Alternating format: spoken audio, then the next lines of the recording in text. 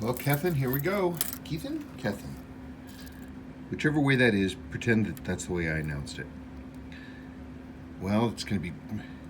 This one hopefully should be pretty straightforward. Gosh, that's amazing. Amazing. I don't think this one saw much of anywhere. That's the original crystal.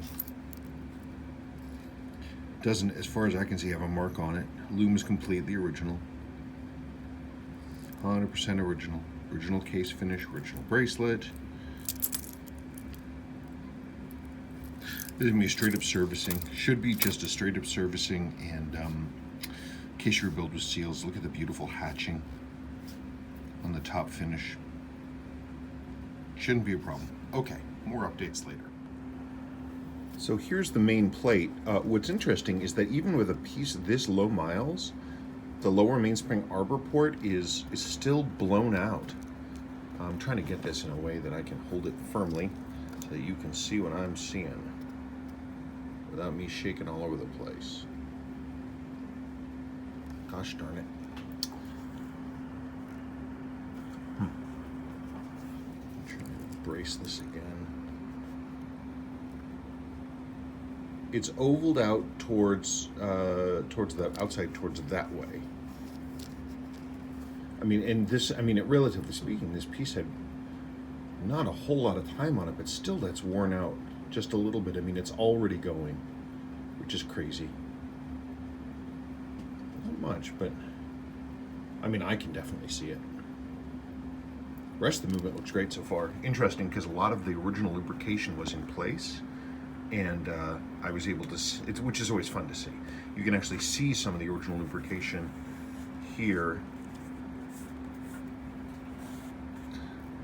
Like you can actually see it glinting right there, just a little bit of it, and that's, you know, that's coming on 50-year-old lubrication, still sitting there, which is wild.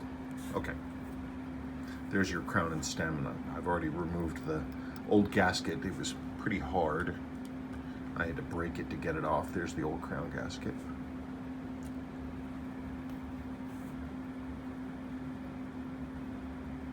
Pretty wild. Okay, let's see. There it is in all of its glory. You can see the new jewel there. Clean up and ready to go. Good stuff. Here's the back of the dial. You can see how the dial dating is done. So 7/7, which is nice because we always see these right around the same period as usually a month before the case back date. So I would have expected 7/6, but it's 7/7, just like the case back is also 7/7. I sometimes, usually I see them with these Japanese kanji characters later at this time. Earlier than this, you don't really see them much at all. Anybody has a translation of these, that'd be nice. Okay, and here we go.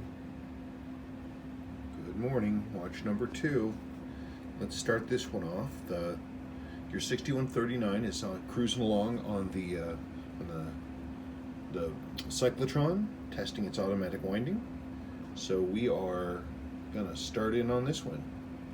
Okay, cool. Okay, so here we're into this piece. It definitely got some water inside, not a lot, but it did. You can see that rust right there? Like a chunk of rust and crap. It got dragged around the top of the mainspring barrel here. You can see it also, this is one of the gears for the winding. You can hopefully you can see at the tip. See, it's just red with rust. That little tip right there, as is down here, and there's just flakes and chunks of rusty crap everywhere. It's all through the movement. So that'll be interesting. We're going to see how the pivots turn out. But onward and upward. So even more rust in here. You can see it right around the center wheel right here. You can see all that crook right there. So we've got a lot of rust sitting in here. I'm not sure how this face is going to look when I'm done, but I'll pull it apart and we'll see. That's why you keep your watch away from water. Okay. And there we go.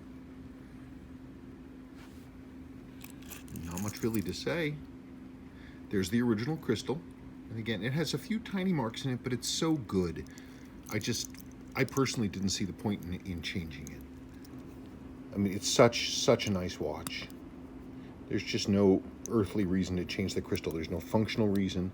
There's only a tiny few little pecks right around the edges, tiny.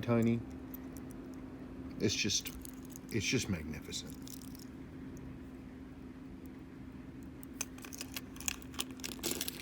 This, despite the water inside, it came out well. I have the wrong date on this because I went past the 3, but everything's rebuilt. It's got all new seals. It's the original crystal because the original crystal had no issues. It's a lovely watch.